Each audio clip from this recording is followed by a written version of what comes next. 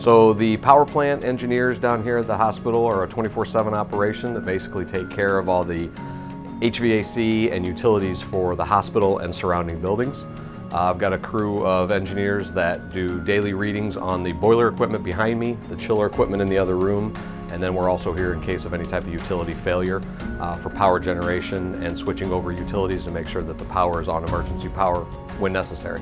Patient comfort is obviously ideal and key, so the nursing staff utilizes us to make sure that the floors are all maintained at a level that's comfort for both nursing staff and patients.